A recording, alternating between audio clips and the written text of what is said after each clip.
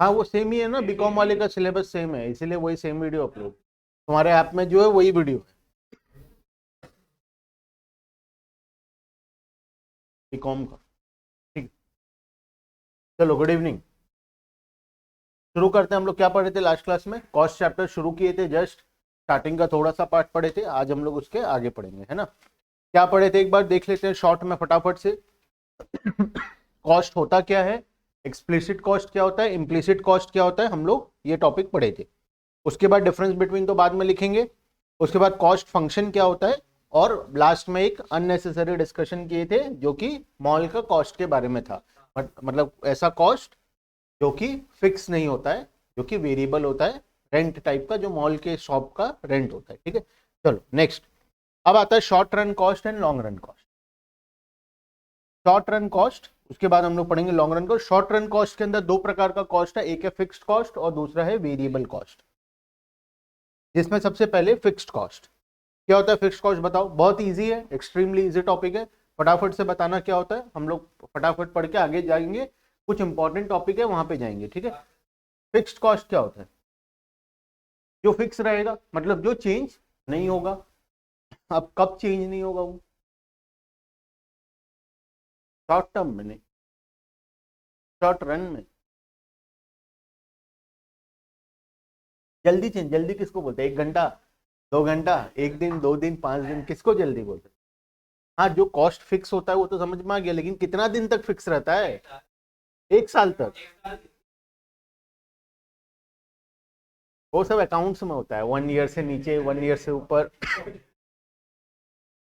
वो कॉस्ट जो आउटपुट्स के चेंज होने के साथ साथ चेंज नहीं होता। जैसे कि रेंट, मान लो मेरे दुकान में ज्यादा सेल्स हो रहा है तो क्या रेंट बढ़ जाएगा? ऑब्वियसली नहीं बढ़ेगा। तो जो कॉस्ट आउटपुट के चेंज होने से, इंक्रीज होने या डिक्रीज होने से चेंज नहीं होता, उसको हम लोग बोलते हैं फिक्स्ड कॉस्ट, इकोनॉमिक्स के अंदर में, है ना। फिक्स्ड कॉस्ट वो कॉस्ट होता है, refers to those cost which do not vary directly with the level of output.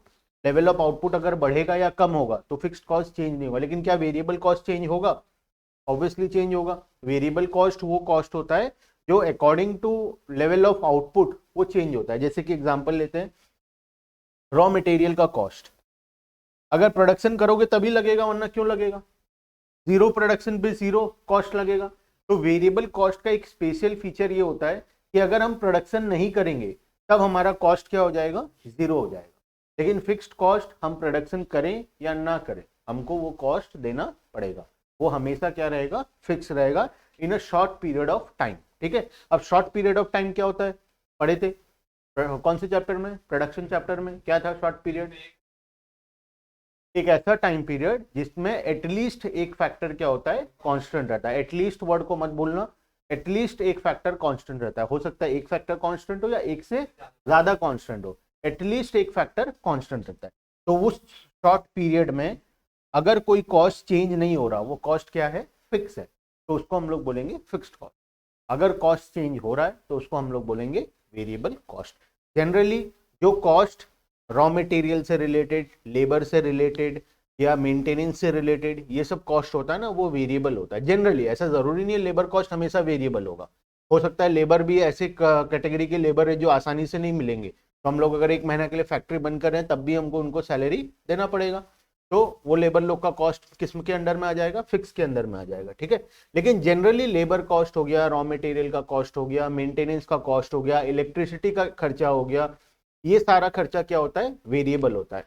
और जो रेंट हो गया, उसके बाद जो ऑफिस के एम्प्लॉयज का सैलरी हो गया, वो सब लोगों का क्या होता है, खर्चा फिक्स होता है जनरली, ठीक है। For example rent of the premises fix में देखना, rent of the premises, interest on loan, production नहीं करोगे तो क्या लोन पे इंटरेस्ट देना पड़ेगा या नहीं देना पड़ेगा, वो तो देना ही पड़ेगा। Salary of permanent staff, temporary staff ने लिखा है, जो परमानेंट स्टाफ है जिनको हम छोड़ नहीं सकते, जैसे कि जो मैनेजर लेवल में, हाँ रेगुलर कैजुअल लेबर तो अगर एक महीना प्रोडक्शन नहीं करते हैं तो उनको हम लोग निकाल लेते हैं, क्योंकि नेक्स्ट बार जब प्रोडक्शन करेंगे तो फिर कोई ना कोई मिल ही जाएगा, है ना। लेकिन जो हमारे परमानेंट एम्प्लॉयज हैं, जो मतलब मान लो मैनेजर पोजीशन में है, जो सीनियर मैनेजमेंट का पोजीशन में, वो लोग को क्या एक महीना काम नहीं होगा तो निकाल देंगे, अगली बार मिलेगा वैसा मैनेजर?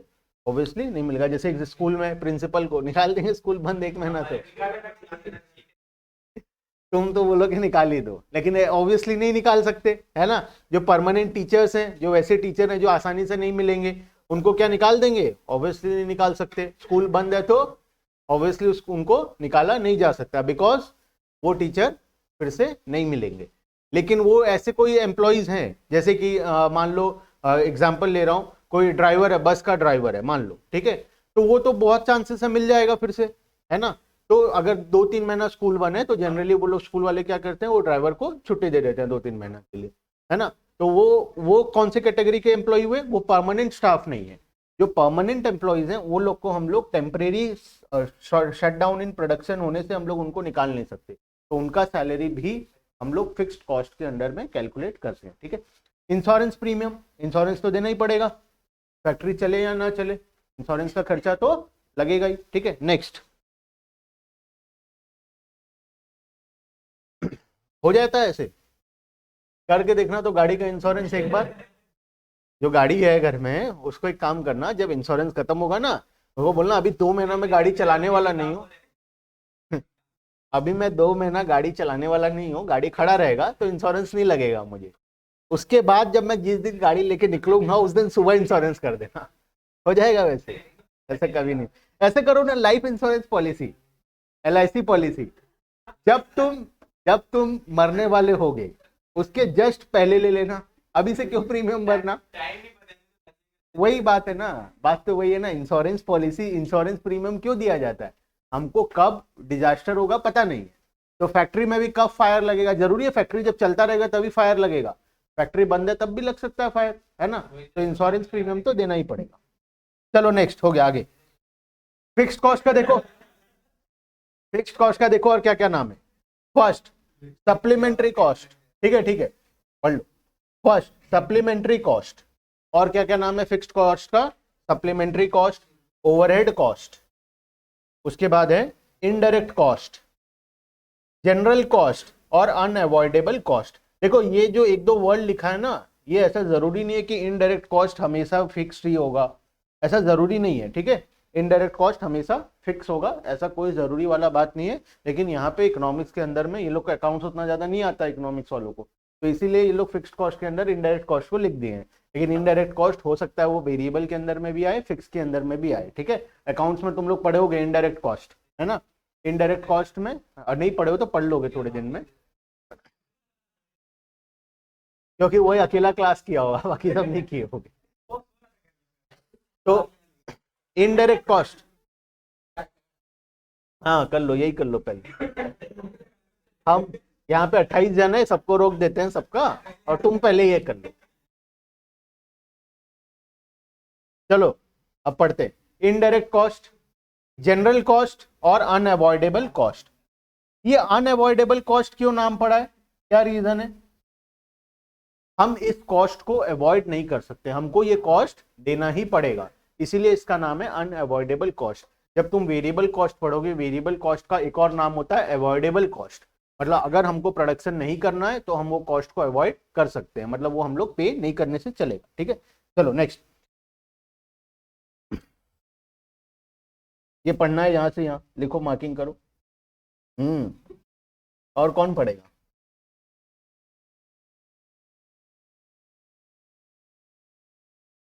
अब आते हैं डायग्राम में। यस पूजा, ठीक है चलो। अब डायग्राम, फिक्स्ड कॉस्ट का डायग्राम कैसा होगा? पैरेलल टू एक्स एक्सिस, है ना, क्यों parallel to x axis? Output चाहे जितना भी हो, कॉस्ट हमेशा क्या रहेगा?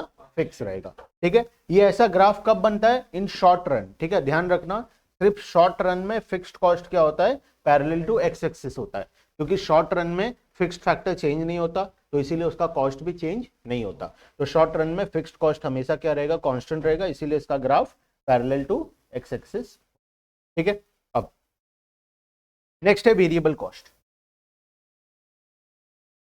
नेक्स्ट है वेरिएबल कॉस्ट। किसको बोलेंगे वेरिएबल कॉस्ट? वो कॉस्ट जो लेवल ऑफ आउटपुट के साथ प्रोपोर्शनेटली क्या होता है? चेंज होता है। अगर लेवल ऑफ आउटपुट बढ़ रहा है तो कॉस्ट भी बढ़ेगा, अगर लेवल ऑफ आउटपुट कम हो रहा है तो कॉस्ट भी कम होगा। ठीक है, variable cost refers to those cost which vary directly with the level of output. Directly का मतलब अगर लेवल ऑफ आउटपुट बढ़ रहा है तो कॉस्ट भी बढ़ेगा, लेवल ऑफ आउटपुट कम हो रहा है तो कॉस्ट भी कम होगा। अगर जीरो आउटपुट है तो कॉस्ट भी क्या होगा? जीरो होगा। ठीक है, फॉर एग्जाम्पल, अच्छा एक चीज बताओ, वॉचमैन का सैलरी, फैक्ट्री के वॉचमैन का सैलरी फिक्स के अंदर में जाएगा या वेरिएबल के अंदर में जाएगा? सबको बताओ फटाफट, वॉचमैन का सैलरी फिक्स्ड कॉस्ट है या वेरिएबल कॉस्ट है? वेरिएबल, फिक्स, वेरिएबल, फटाफट। मुस्कान वेरिएबल, और बाकी? Tanisha variable, Vidisha fix, Krishna fix. मैं लेबर का सैलरी नहीं बोल रहा हूं, मैं वॉचमैन का सैलरी बोल रहा हूं। ठीक है, वॉचमैन का सैलरी फिक्स होगा या वेरिएबल होगा? फिक्स्ड होगा, पक्का? जो जो वेरिएबल बोले, क्या सोच के वेरिएबल बोले? कि प्रोडक्शन नहीं होगा तो वॉचमैन को भी भगा देंगे, मशीन ही कोई लेके भाग जाएगा, है ना? तो जो वॉचमैन हो गया, तो वॉचमैन का सैलरी क्या होता है? क्वेश्चन में आता है बहुत बार, वॉचमैन का सैलरी, ये लोग का जो जो एक्स्ट्रा स्टाफ है, जो डायरेक्टली किसी कोई एक पर्टिकुलर डिपार्टमेंट में काम नहीं कर रहे, वो सारा कॉस्ट क्या होता है? फिक्स होता है, क्योंकि वॉचमैन चाहे फैक्ट्री चले या नहीं चले, वॉचमैन तो रखना ही पड़ेगा वहां पे, है ना? तो वॉचमैन का सैलरी किसके अंदर में आएगा? फिक्स कैटेगरी के अंदर में आएगा। देखना, for example, payment for raw materials, power, fuel, wages, casual labour etcetera. ठीक है, परमानेंट लेबर या परमानेंट एम्प्लॉइज जितने हैं वो सब फिक्स के अंदर में आएंगे, वॉचमैन जितने हैं वो सब फिक्स के अंदर में आएंगे। बाकी जितना खर्चा हो गया, इंश्योरेंस हो गया। अच्छा, इलेक्ट्रिसिटी क्या पूरा फिक्स होता है या पूरा वेरिएबल होता है? आधा आधा होता है, कुछ पार्ट फिक्स होता है, कुछ पार्ट वेरिएबल होता है। देखना, हमेशा जब तुम इलेक्ट्रिसिटी का बिल देखोगे कभी भी, तो चाहे तुम महीना भर घर में नहीं हो, पूरा घर बंद है, फिर भी मिनिमम 100 रुपए का बिल आता है। क्यों 100 रुपए का बिल आता है? क्योंकि एक मिनिमम चार्जेस है, तुम इलेक्ट्रिसिटी यूज करो या ना करो, वो चार्जेस तो तुमको देना ही पड़ेगा। वैसे ही फैक्ट्रीज में जो ट्रांसफॉर्मर्स लगाते हैं, जिनका 3 फेज लाइन होता है, वो लोग का ज्यादा होता है, जैसे किसी का 5000 होता है, किसी का 10,000 होता है, तो चाहे वो इलेक्ट्रिसिटी यूज करे या ना करे, उतना रुपए इलेक्ट्रिसिटी बिल तो उनको देना ही पड़ेगा। तो इलेक्ट्रिसिटी के अंदर दो कंपोनेंट आता है, एक होता है फिक्स कंपोनेंट, दूसरा होता है variable component. Fix plus variable. अब मान लो इलेक्ट्रिसिटी है, इसमें एक पार्ट फिक्स है, एक पार्ट वेरिएबल है। 5,000 रुपए फिक्स है, उसके बाद बैलेंस क्या है? वेरिएबल है। मतलब चाहे तुम बिल्कुल भी यूज ना करो, तुमको मिनिमम कितना रुपए देना पड़ेगा? हर महीना 5,000 रुपए देना ही पड़ेगा। अगर तुम बहुत यूज करते हो तो 5,000 तो दोगे ही दोगे, साथ में जितना यूनिट यूज करते हो उसके अकॉर्डिंग जो भी प्राइस होगा वो तुम लोग पे करोगे। ठीक है, यूनिट प्राइस पे करोगे उसके बाद। तो फिक्स प्लस वेरिएबल, इसको बोला जाता है semi variable cost. Semi variable cost, semi variable cost, ना वो वेरिएबल है ना वो फिक्स है, कुछ पार्ट उसमें फिक्स है, कुछ पार्ट उसमें वेरिएबल है, इसको बोलते हैं सेमी वेरिएबल कॉस्ट। ठीक है,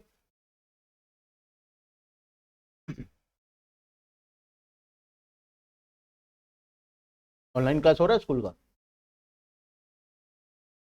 हो गया स्टार्ट? तुम्हारा तो लगेगा, मतलब कैमरा वैमरा खरीदेंगे, माइक वाइक लाएंगे, लगाएंगे, इंटरनेट कनेक्शन लेंगे, फिर चालू हो पाएगा, है ना?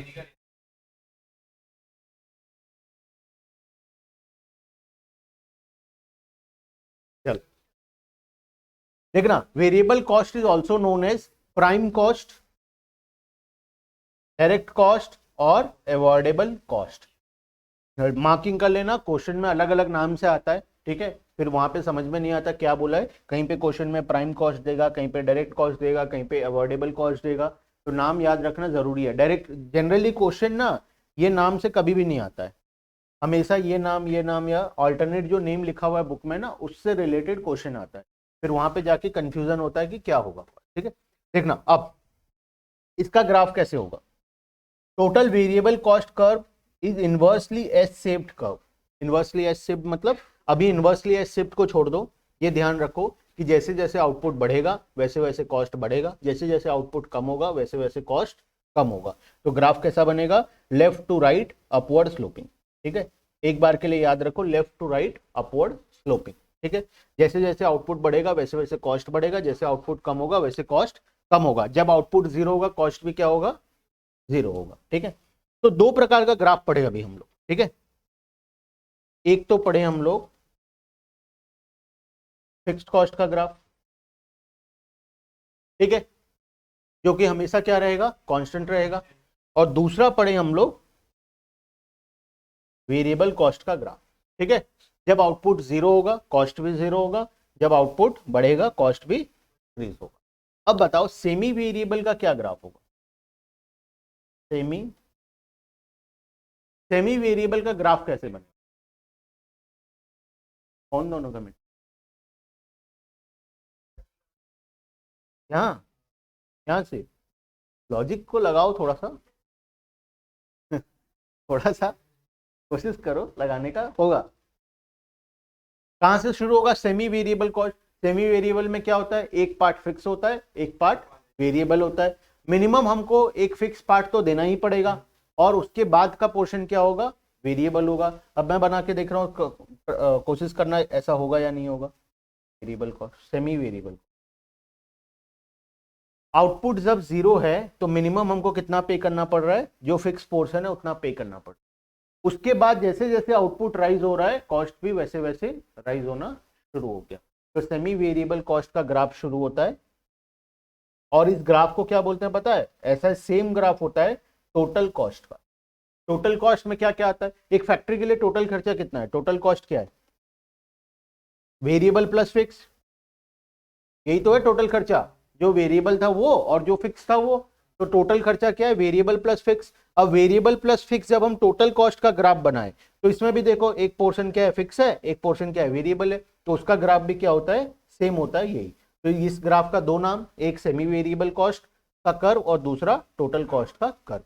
बुक में टोटल कॉस्ट का कर्व दिया हुआ है, बगल में लिखना है तो लिख लो सेमी वेरिएबल कॉस्ट का भी सेम ग्राफ होता है। ठीक है, यस माहिर। चलो, जो टोटल कॉस्ट का ग्राफ है नीचे, तो इसके नेक्स्ट पेज में दिया हुआ है, अच्छा नेक्स्ट के भी नेक्स्ट में दिया हुआ है, ये रहा।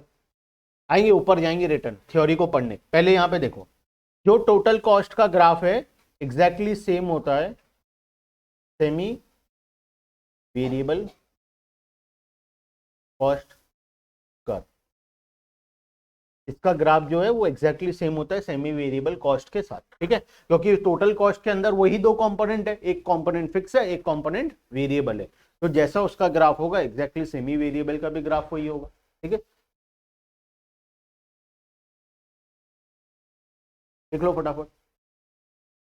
चलो अब आते हैं ऊपर।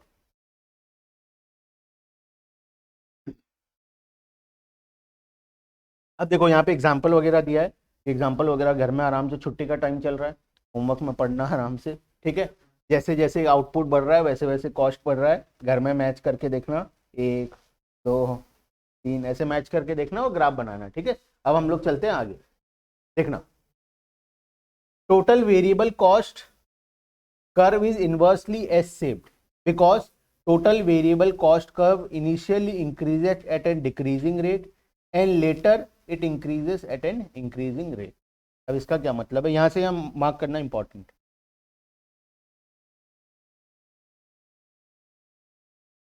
मार्क करना इंपॉर्टेंट। अब याद करो वो चैप्टर, प्रोडक्शन वाला चैप्टर। ठीक है, दोनों चैप्टर में मैं इसीलिए बोल रहा था लिंक है, क्योंकि अभी वो लिंक आएगा। जब हम लोग प्रोडक्शन का बात किए थे उसमें तीन स्टेज पढ़े थे शॉर्ट रन में। क्या क्या था तीन स्टेज, एक था इंक्रीजिंग रेट से इंक्रीज होने का, उसके बाद डिक्रीजिंग रेट से इंक्रीज होना, और बाद में नेगेटिव रिटर्न। अब जब आउटपुट बढ़ेगा, मतलब हम लोग एग्जांपल भी लिए थे, एक लेबर था तो कितना आउटपुट आ रहा था, 10 आ रहा था। 2 लेबर लगाए तो 30 आया था टोटल आउटपुट, टोटल टोटल था, क्या आया था 30। 3 लगाए थे तो 60 आया था, 4 लगाए थे तो 100 आया था, 5 लगाए थे तो कुछ भी ले लो 110, 6 लगाए थे तो 15, यहीं पे रुक जाते हैं, ठीक है, मान लो, ठीक है ठीक है। अब देखो, अब ध्यान देना, ये था प्रोडक्ट का बात, आउटपुट का बात, ठीक है। मतलब जब हम लेबर को इंक्रीज कर रहे थे तो अब हमारा क्या बट इंक्रीज हो रहा था, आउटपुट इंक्रीज हो रहा था। जब मैं 1 से 2 में गया, लेबर कॉस्ट इंक्रीज हुआ, कितने से इंक्रीज हुआ, कितने लेबर का कॉस्ट इंक्रीज हुआ, एक लेबर का कॉस्ट इंक्रीज हुआ, मान लो एक लेबर का कॉस्ट था 100 रुपए, मान लेते, ठीक है। तो यहाँ पे मेरा कॉस्ट कितने से इंक्रीज हुआ, तो आउटपुट कितने से इंक्रीज हुआ, पर यूनिट कॉस्ट कितने से इंक्रीज हुआ, 5 रुपए से। पर यूनिट कॉस्ट कितने से इंक्रीज हुआ, 5 रुपए से। जब मैं यहां से यहां गया, फिर से कॉस्ट कितने से इंक्रीज हुआ, 100 से। ये कितने से इंक्रीज हुआ, 30 से। पर यूनिट कॉस्ट कितने से इंक्रीज हो रहा है, समथिंग 3.33, जो भी 3 जो भी आता है, ठीक है। उसके बाद जब हम यहां से यहां गए, फिर से कॉस्ट कितने से इंक्रीज हुआ, आउटपुट पर यूनिट कॉस्ट 2.5। तो पर यूनिट कॉस्ट इनिशियली जब हम स्टेज 1 में हैं, जब हम स्टेज 1 में हैं, तब पर यूनिट कॉस्ट कंटिन्यूसली क्या हो रहा है, डिक्रीज हो रहा है। तो पर यूनिट कॉस्ट जैसे ही, सेम चीज अभी कॉस्ट में लिखा हुआ है, पढ़ो अब कॉस्ट वाला ग्राफ, यहाँ पे आओ, क्या लिखा हुआ है, total variable cost curve is inversely S-shaped because total variable cost initially increases at a decreasing rate। Initially cost जो है, total variable cost initially increase होता है डिक्रीजिंग रेट पे, और उसके बाद इंक्रीजिंग रेट पे इंक्रीज, ठीक है। इनिशियली कॉस्ट तो इंक्रीज हो रहा है ना, लेकिन रेट ऑफ इंक्रीमेंट जो है वो बहुत स्लो है, ठीक है। क्यों स्लो है, बिकॉज हम यहाँ पे वही चीज देखे, जब आउटपुट बढ़ रहा है तो पर यूनिट कॉस्ट धीरे धीरे क्या आ रहा है, कम आ रहा है। लेकिन इसके बाद जब देखोगे तुम, यहाँ के बाद फिर से कॉस्ट कितने से बढ़ा, लेकिन आउटपुट 10 से, पर यूनिट कॉस्ट 10 रुपए। फिर यहाँ से यहाँ फिर से 100, फिर यहाँ 5, पर यूनिट कॉस्ट 20। यहाँ पे कॉस्ट देखो कितना तेजी से राइज होना शुरू हो गया, हुआ या नहीं हुआ। इनिशियली कॉस्ट कम हो रहा था, पर यूनिट कॉस्ट कम हो रहा था, लेकिन टोटल यूनिट कॉस्ट तो बढ़ रहा था, पर यूनिट तो वो डिक्रीजिंग रेट पे इंक्रीज हो रहा था, तभी तो पर यूनिट कम आ रहा था ना। रेट ऑफ इंक्रीमेंट कम था, तभी तो पर यूनिट कम आ रहा था। तो यहाँ पे डिक्रीजिंग रेट से इंक्रीज हो रहा था, और उसके बाद इंक्रीजिंग रेट से इंक्रीज होना शुरू हो गया। वही चीज यहाँ पे लिखा हुआ है कॉस्ट के चैप्टर में, प्रोडक्शन के साथ पूरा लिंक्ड है। जो लाइन लिखा हुआ है देखना, total variable cost initially increases at an decreasing rate and later it increases at an increasing rate. इसीलिए ग्राफ का कर्व शेप होता है inversely S shape, inversely. Otherwise क्या होता, अगर फिक्स रेट से राइज होता तो, अगर फिक्स रेट रहता, हमेशा कांस्टेंट रेट से राइज होता, तो ग्राफ कैसा होता, स्ट्रेट लाइन होता है ना, left to right upward sloping straight line होता। अभी क्या है, left to right upward sloping inversely S shaped है, ठीक है। क्वेश्चन आएगा एमसीक्यू में, मोस्टली सोच के चलो 90% एग्जाम एमसीक्यू हो सकता है, ठीक है, क्योंकि जो सिचुएशन है रिटन एग्जाम तो फिर से मुश्किल ही है कि सीबीएसई बोले करने, लेकिन फिर भी बाई चांस लग रहा है अप्रैल तक सिचुएशन ठीक हो जाना चाहिए, मार्च के पहले पहले। एग्जाम मोस्टली अप्रैल में ही होना है, अब तो मार्च तक तो होगा ही नहीं, भूल जाओ, मार्च तो भूल ही जाओ, ठीक है।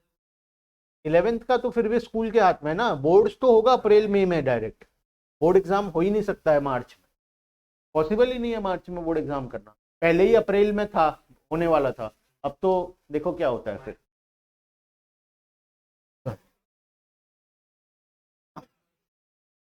ठीक है, ये कॉन्सेप्ट समझ में आया या नहीं आया, बताओ पहले फटाफट सब कोई। कॉस्ट वाला कॉन्सेप्ट, ग्राफ का शेप समझ में आया या नहीं आया, इनिशियली क्यों कम हो रहा है कॉस्ट, और बाद में क्यों राइज हो रहा है, इनिशियली कॉस्ट क्यों कम हो रहा है और बाद में क्यों राइज हो रहा है, भाविया हाँ हाँ जरूर जरूर, फोन जाने के बाद ऐसे ही होता है। नहीं गया अभी तक, जाएगा।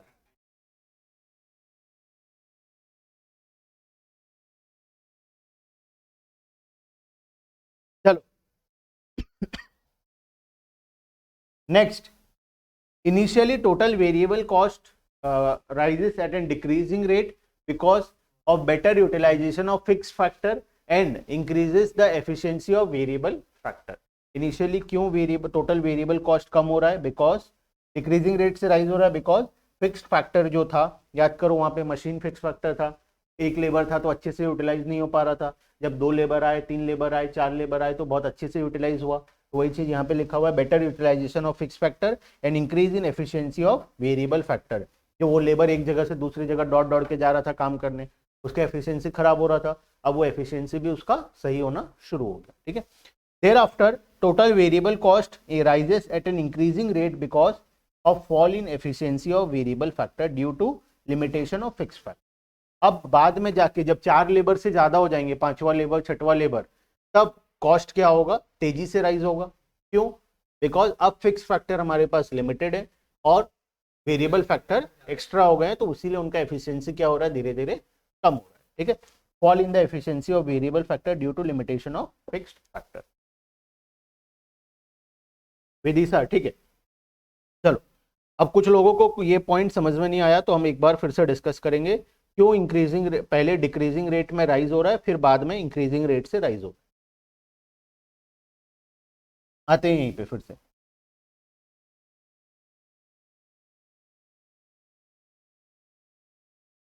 फर्स्ट, ये एग्जांपल याद है प्रोडक्शन चैप्टर वाला? जब प्रोडक्शन चैप्टर का क्लास सबको ही किए हो, प्रोडक्शन चैप्टर में एग्जैक्टली सेम एग्जांपल लिए थे हम लोग, जहां पे हम लोग स्टार्टिंग में देखे थे कि टोटल प्रोडक्ट इंक्रीजिंग रेट पे इंक्रीज हुआ 1 से 4 तक, उसके बाद डिक्रीजिंग रेट से राइज हुआ था, उसके बाद कांस्टेंट था और उसके बाद नेगेटिव हुआ था। ठीक है, अभी अपने को उतना दूर तक जाना नहीं है, अभी सिर्फ हमको स्टार्टिंग पोर्शन को डिस्कस करना।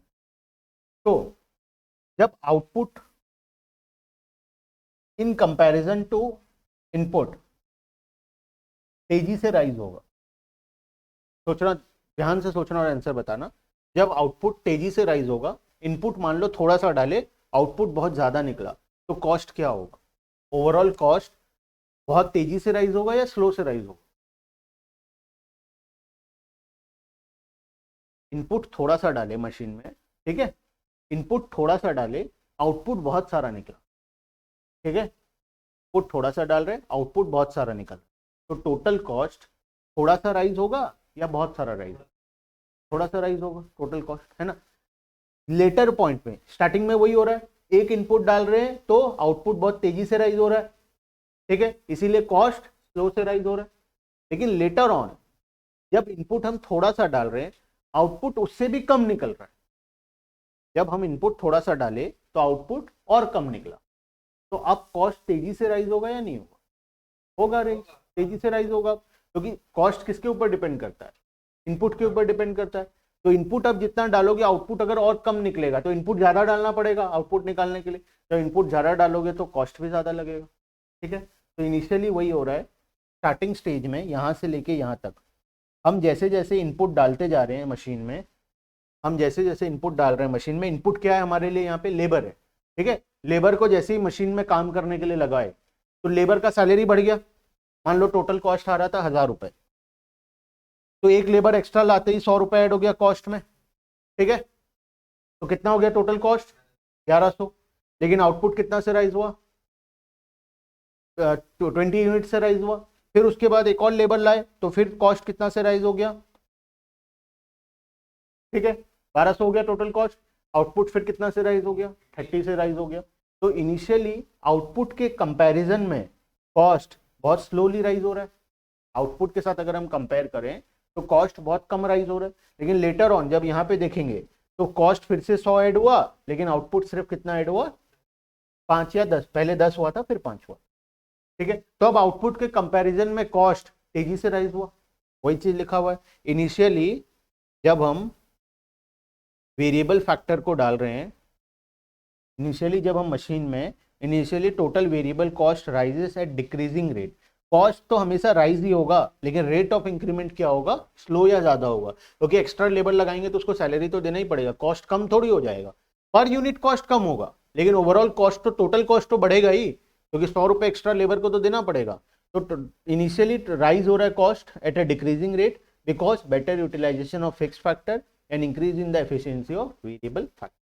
उसके बाद लेटर ऑन क्या हो रहा है, total variable cost right as an increasing rate, later में इंक्रीजिंग रेट से राइज हो रहा है, बहुत तेजी से राइज हो रहा है, क्यों, क्योंकि आउटपुट और कम स्पीड से निकल रहा है, तो आउटपुट उतना लाने के लिए अब हमको और बहुत ज्यादा लेबर का दरकार पड़ेगा, जिससे कि हमको और ज्यादा कॉस्ट देना पड़ेगा, because a fall in the efficiency of variable factor due to limitation of fixed factor. अब बोलो, हाँ चलो समझ में आ गया आप सब, चलो ठीक है। अब इसका डिफरेंस बिटवीन बाद में लिखेंगे, ठीक है, पूरे लास्ट में लिखेंगे, जब हम जिस दिन चैप्टर कंप्लीट करेंगे उस दिन सारा डिफरेंस बिटवीन हम लोग लिखेंगे, ठीक है। नेक्स्ट, टोटल कॉस्ट क्या होता है, टोटल कॉस्ट फटाफट बताओ, पढ़ लिया हम already, total cost equals to total fixed cost plus total variable cost, ठीक है। Total cost is the total expenditure incurred by firm on factors of production required for the production of a commodity. दो component add होता है, एक fixed cost, दूसरा variable cost. अब the total fixed cost remains same at all level of output. The change in total cost is entirely due to total variable cost. हमेशा fixed cost जो है वो क्या रहता है, कांस्टेंट रहता है। तो टोटल कॉस्ट जो चेंज हो रहा है, जो इंक्रीज हो रहा है, वो किसके वजह से इंक्रीज हो रहा है, total cost equals to total fix plus variable, ये हमेशा कांस्टेंट है, ये बढ़ रहा है, तो किसके वजह से बढ़ रहा है, वेरिएबल की वजह से बढ़ रहा है, वही चीज लिखा हुआ है। Since total fixed cost remain same at all level of output, the change in total cost is entirely due to total variable cost. Variable cost के वजह से टोटल कॉस्ट हमेशा क्या हो रहा है, चेंज हो रहा है, क्योंकि फिक्स कॉस्ट तो हमेशा फिक्स ही है, उससे तो कोई मतलब ही नहीं है, ये तो हमेशा एग्जैक्टली सेम रहेगा। नेक्स्ट, अब ये ग्राफ के बारे में समझाया, ग्राफ का शेप क्या होता है हम लोग ऑलरेडी पढ़ लिए, देखो यहाँ पे ग्राफ, तीनों ग्राफ एक साथ देखते हैं। सबसे पहला टोटल फिक्स्ड कॉस्ट का ग्राफ, शुरू कहां से हुआ और खत्म कहां पे हुआ, पैरेलल टू एक्स एक्सिस, हमेशा क्या रहेगा, सेम रहेगा, आउटपुट चाहे जितना भी हो, कॉस्ट हमेशा क्या रहेगा, सेम रहेगा, आउटपुट चाहे 0 चाहे 1 हो चाहे 5 हो चाहे 4 हो, कुछ भी हो, कॉस्ट हमेशा क्या रहने वाला है, सेम रहने वाला है, इसको बोलते हैं टोटल फिक्स्ड कॉस्ट, ठीक है। उसके बाद वेरिएबल कॉस्ट क्या होता है, वो कॉस्ट जो आउटपुट के साथ चेंज होगा, तो जब आउटपुट 0 है कॉस्ट भी क्या है, 0 है, जैसे जैसे आउटपुट बढ़ेगा कॉस्ट भी बढ़ता जाएगा, है ना। और उसके बाद आता है टोटल कॉस्ट, इसका टोटल क्या है, total cost equals to total fixed cost plus total variable cost, तो दोनों कॉस्ट को ऐड करने से क्या आएगा, टोटल कॉस्ट। अब टोटल कॉस्ट क्या 0 हो सकता है, नहीं हो सकता, क्यों, क्योंकि फिक्स तो रहेगा ही ना, फिक्स तो जाएगा नहीं, चाहे आउटपुट करो, प्रोडक्शन करो या नहीं करो, टोटल फिक्स्ड कॉस्ट तो हमेशा फिक्स ही रहेगा, तो टोटल कॉस्ट कभी 0 होगा ही नहीं। अगर फिक्स्ड कॉस्ट है तो टोटल कॉस्ट कभी भी 0 नहीं हो सकता, इसीलिए ये शुरू कहां से हुआ है, जहां पे फिक्स्ड कॉस्ट है वहां से। 0 लेवल ऑफ आउटपुट में मिनिमम 12 रुपए तो देना ही पड़ेगा, जो कि फिक्स्ड कॉस्ट है ना। उसके बाद जैसे जैसे हम प्रोडक्शन करते जाएंगे, बढ़ाते जाएंगे, हमारा कॉस्ट भी वैसे वैसे राइज करता जाए, क्योंकि वेरिएबल कॉस्ट ऐड होता जाएगा, फिक्स्ड कॉस्ट तो हमेशा फिक्स रहेगा, वेरिएबल कॉस्ट हर बार क्या होते जाएगा, ऐड, ठीक है। उसके बाद यहां पे आते हैं रिलेशनशिप बिटवीन, इसको पढ़ना है ना होमवर्क में, ये भी वही एग्जैक्टली सेम चीज लिखा हुआ है, जो होमवर्क में लिखा हुआ है इसका मतलब ये नहीं कि हम नहीं पढ़े, वो हम पढ़ लिए हैं ऑलरेडी, बस हम लोग बुक का लैंग्वेज मार्किंग नहीं किए, वो तुम्हारे लिए काम है, घर में आराम से पढ़ना, क्योंकि वही चीज लिखा हुआ है जो हम ऑलरेडी पढ़ लिए। Next, relationship between total cost, total fixed cost and total variable cost. The various point of relationship between total cost, total fixed cost and total variable. First point, total fixed cost curve is a horizontal straight line parallel to x-axis as it remains constant at all level of output. पता है हमको, सारा पता है, सारा point पता है, एक बार खाली रीड करना, देखना। फर्स्ट पॉइंट किसके बारे में बोला है, टोटल फिक्स्ड कॉस्ट के बारे में बोला है, क्या बोला है कि वो हमेशा क्या रहेगा, कांस्टेंट रहेगा और पैरेलल टू एक्स एक्सिस रहेगा, ये बात तो हमको पता था, कुछ भी नया नहीं है। Next point number 2, total cost and total variable cost curve are inversely S shaped. दोनों कर्व, टोटल कॉस्ट भी और टोटल वेरिएबल कॉस्ट कर्व भी, दोनों क्या है, inversely S shaped because they rise initially at a decreasing rate and at a constant rate and finally at an increasing rate. The reason behind this shape is the law of variable proportion. ठीक है, reason क्या है ऐसे होने का, law of variable proportion. अब law of variable proportion क्या है, कौन बताएगा, संयम बताएगा, लॉ ऑफ वेरिएबल प्रोपोर्शन क्या है, इधर कोई बताओ, लॉ ऑफ वेरिएबल प्रोपोर्शन। अच्छा हम पढ़े हैं या नहीं पढ़े वो बता दो, कभी पढ़े हैं हम लोग या आने वाला है नेक्स्ट चैप्टर, सोच लो भाई, पढ़े हैं तो फिर बताना पड़ेगा ना, हो सकता है नेक्स्ट चैप्टर में भी आए। नहीं नहीं बुक में नहीं देखना है, वही बुक में क्या देख, लॉ ऑफ वेरिएबल प्रोपोर्शन हम पढ़ चुके हैं या नेक्स्ट चैप्टर में पढ़ने वाले हैं, बस ये जानना है। था प्रोडक्शन चैप्टर में, याद आ रहा है ऐसा कुछ, वो झूठ बोल रहा है तुमको फंसाने के लिए, बता रहा हूँ, देख लो इधर बताओ, पढ़ चुके हैं या पढ़ने वाले हैं, लॉ ऑफ वेरिएबल प्रोपोर्शन पढ़ चुके हैं या पढ़ने वाले हैं, पढ़ चुके हैं, क्या होता है फिर सागर, क्या होता है, इसको बोलते हैं law of variable proportion. Ayush नहीं किया क्लास, इधर अनमोल,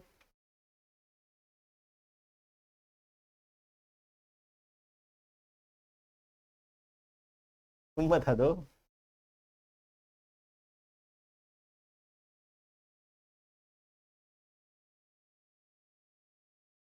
सब बोल रहे हैं इधर पढ़ चुके हैं, देखो वहां तुम्हारे पास तो बुक है, दो जगह लिखा होगा, जरूरी नहीं एक जगह हो सकता है दो जगह हो, ठीक है। लॉ ऑफ वेरिएबल प्रोपोर्शन हम ऑलरेडी पढ़ चुके हैं, कहाँ पे, इन प्रोडक्शन चैप्टर, प्रोडक्शन जो अभी पढ़े थे ना, स्टेज 1 स्टेज 2 स्टेज 3, उसी को बोलते हैं लॉ ऑफ वेरिएबल प्रोपोर्शन, ठीक है। तो ये शॉर्ट रन में जो हम लोग ग्राफ पढ़े थे, स्टेज 1 2 और 3 वाला, स्टार्टिंग में इंक्रीजिंग रेट में इंक्रीज होना, फिर डिक्रीजिंग रेट पे इंक्रीज होना और लास्ट में नेगेटिव रिटर्न, ये सारा कौन क्या है, लॉ ऑफ वेरिएबल प्रोपोर्शन ही है, ठीक है तनिषा, हाँ ठीक है, वेरी गुड, ठीक है चलो नेक्स्ट।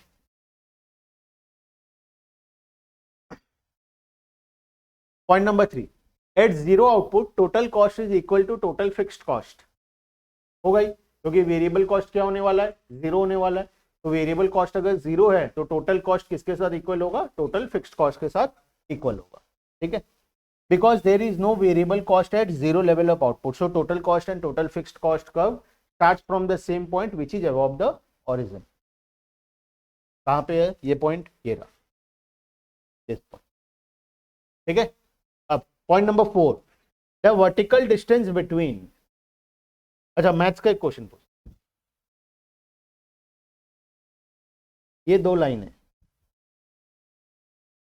ठीक है, पैरेलल है ये दोनों लाइन, ये इसका डिस्टेंस और इसका डिस्टेंस अगर इक्वल है तो क्या ये पैरेलल होगा, है, मैं बता रहा हूँ है डिस्टेंस, ऐसा मैं वो क्या बोलते हैं उसको, आर्टिस्ट नहीं हो कि पूरा एग्जैक्ट स्ट्रेट लाइन खींच पाऊं, मैं बता रहा हूँ ये दोनों डिस्टेंस क्या है, इक्वल है, ठीक है। अब दोनों लाइन पैरेलल होगा या नहीं होगा, 100% हमेशा, क्या कभी टच नहीं करेगा ये, सोच लो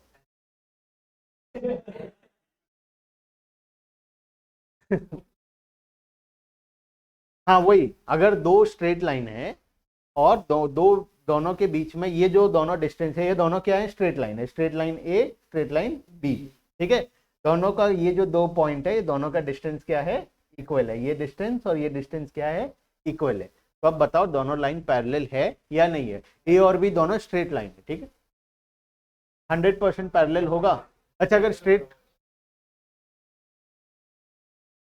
होगा पैरेलल, ऑब्वियस सा बात है, दो पैरेलल होने का कंडीशन क्या होता है, दो लाइन पैरेलल कब होता है, जब वो किसी दो पॉइंट पे दोनों के बीच का डिस्टेंस क्या होता है, इक्वल होता है, दो स्ट्रेट लाइन पैरेलल तब होता है जब किसी भी दो पॉइंट पे दोनों का डिस्टेंस क्या होगा, इक्वल होगा, ठीक है। अब यहां पे अगर हम बात करें total total cost equals to total variable cost plus total fixed cost. ठीक है, अब total cost minus total variable cost equals to total fixed cost, simple maths. ठीक है, अब मतलब ये दोनों का जो हम डिस्टेंस है, टोटल कॉस्ट से लेके टोटल वेरिएबल कॉस्ट का जो डिस्टेंस है, मतलब यहां से यहाँ का जो डिस्टेंस, यही तो है ना दोनों का डिफरेंस, यही दोनों डिस्टेंस का ही तो बात हो रहा है। ये दोनों डिस्टेंस किसके साथ बराबर है? टोटल फिक्स्ड कॉस्ट के साथ बराबर है। ठीक है, और टोटल फिक्स्ड कॉस्ट हमेशा क्या रहने वाला है? कांस्टेंट रहने वाला है। तो क्या दोनों लाइन हमेशा पैरेलल होंगे? क्या दो लाइन पैरेलल होंगे? क्योंकि दोनों के बीच का डिस्टेंस हमेशा कितना होने वाला है? कांस्टेंट होने वाला है। क्यों कांस्टेंट होने वाला है? क्योंकि दोनों के बीच में गैप कितने का है? फिक्स्ड कॉस्ट का गैप है, जो कि क्या है? कांस्टेंट है। फिक्स्ड कॉस्ट तो चेंज होगा नहीं, तो क्या दोनों लाइन पैरेलल होगा? दोनों लाइन पैरेलल होगा। तो ये दो लाइन जो होता है, ये दोनों लाइन के बीच का गैप हमेशा सेम होता है।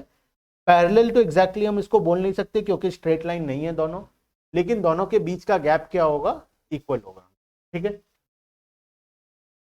Point number 4, the vertical distance between total fixed cost curve and total cost curve is equal to total variable cost curve. As total variable cost rises with increase in output, the distance between total fixed cost and total cost curve also goes on increase. Next, total cost and total variable cost curve are parallel to each other.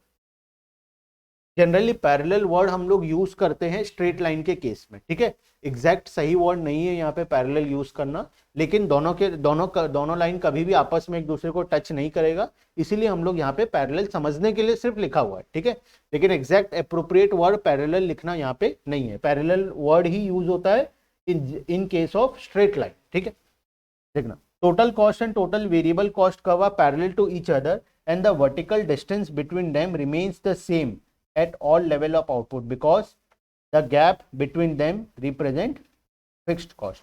TFC, T कर लेना, IFC लिखा है T कर लेना, हो printing mistake है, उसको T कर लेना। ठीक है, which remains constant at all level of output, जो कि हर लेवल ऑफ आउटपुट के साथ क्या होने वाला है? कांस्टेंट होने।